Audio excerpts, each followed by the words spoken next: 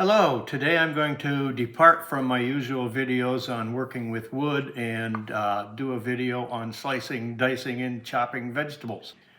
I find that I have developed techniques that work very well for me, so I thought I'd try passing them on.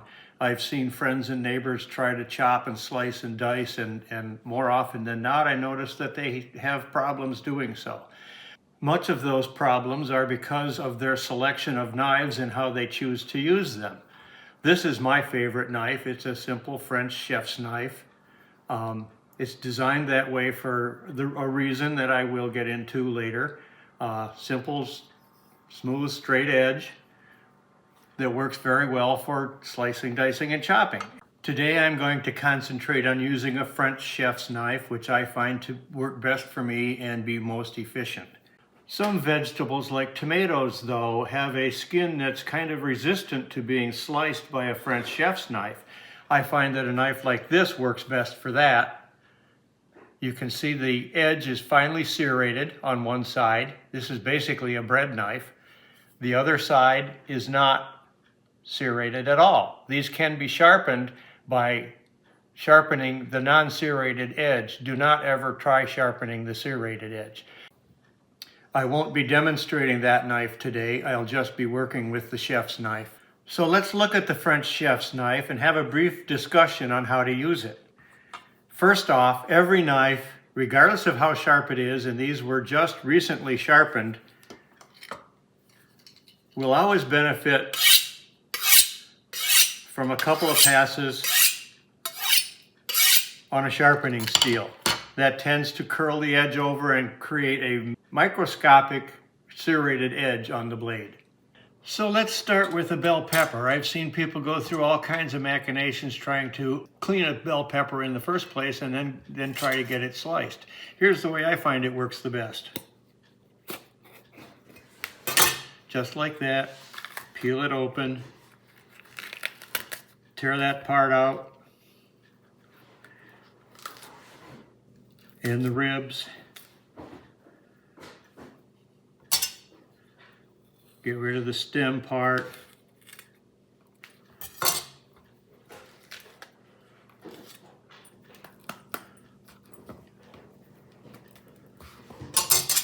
Another benefit of a chef's knife, it can be easily used for scraping off your board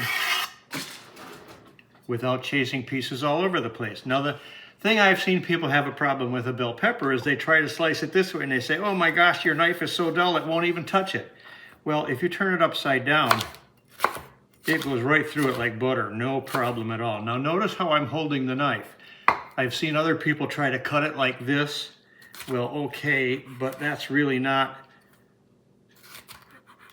an efficient method because you're not letting the knife do its work. It has a curled edge so that it can roll. And the reason for doing that is you hold it by the handle, not by the blade, slide through it and roll the knife, and it cuts right off, no problem at all.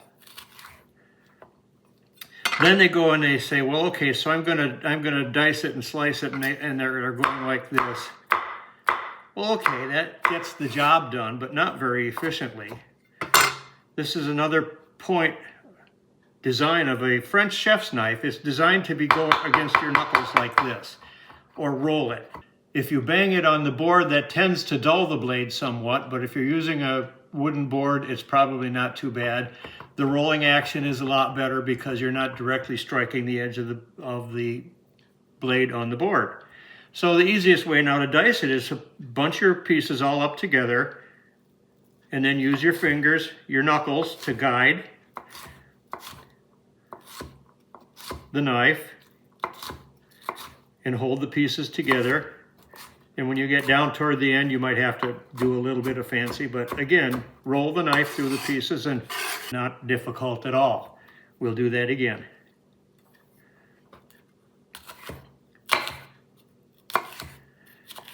You notice how much easier it cuts when you cut it from the inside of the pepper, not the outside of the pepper, because you're not trying to penetrate the skin. Bunch them up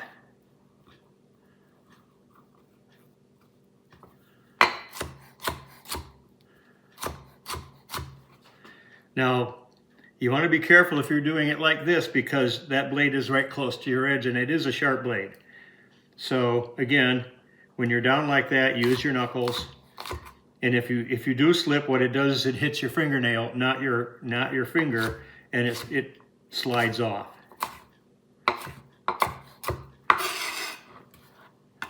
So it took a matter of only a few seconds to chop up a whole red pepper that way. Now we'll do something similar with celery. If you're going to just be happy with half moon wedges, put your celery with the round part up and just roll across it like that, using your finger to set the depth of the cut, the thickness of the pieces.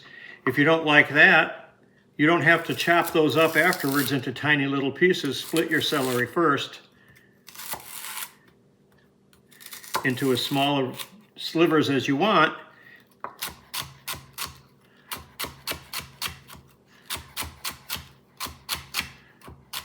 Again, using your fingers to guide the thickness of the cut. And there's your diced celery. If you want it smaller, minced instead of diced, just make your straws smaller.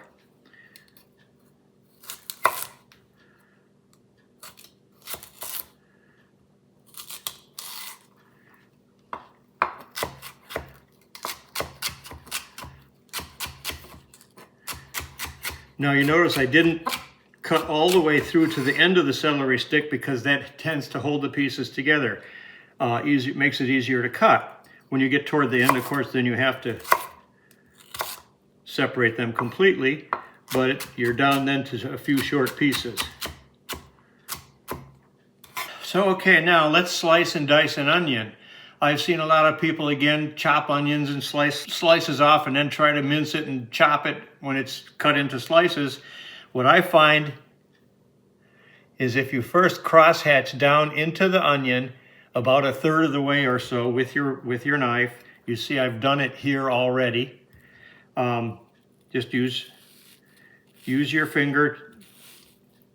If you want coarse dicing, you make those cross cuts farther apart. If you want mincing, you make your cross cuts closer together.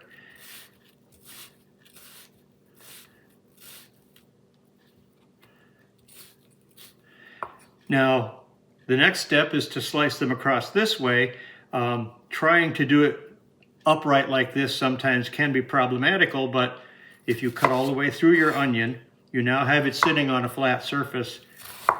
Again, use a slight slicing motion. Don't push straight down in a shearing motion. Just slice across it, and you can see the dicing comes right off. When you get down to the point where you're past your cross hatching, set that piece aside, and we'll deal with that in a minute. Take the other one that we did and do the same thing with it.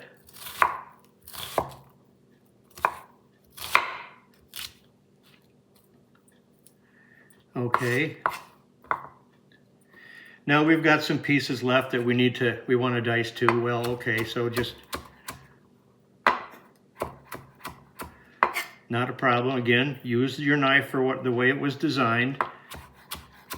Slight slicing push cut or pull cut, but a slicing cut, and then roll the blade across the pieces.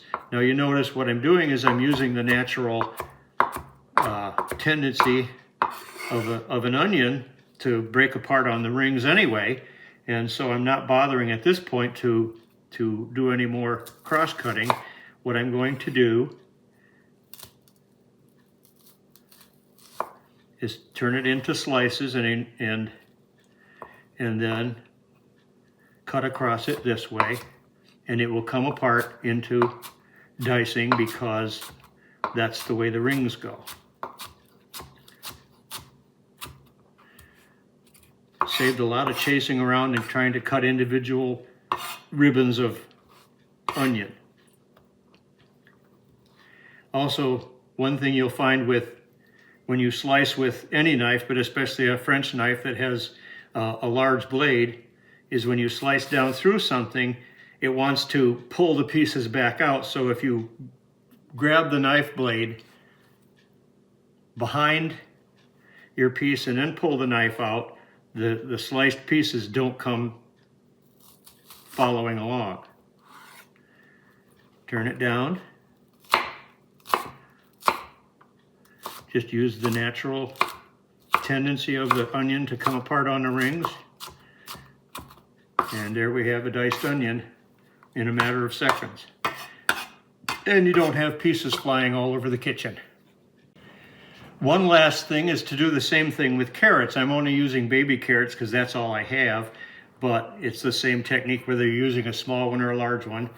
Slice it in half, lengthwise, and then julienne it. So you have narrow little slivers. Again, notice the cut is a push slice with rolling the blade, and it slices right off fairly easily, and you're not chasing pieces all over the kitchen. Now that you've got them julienned, do the same thing here.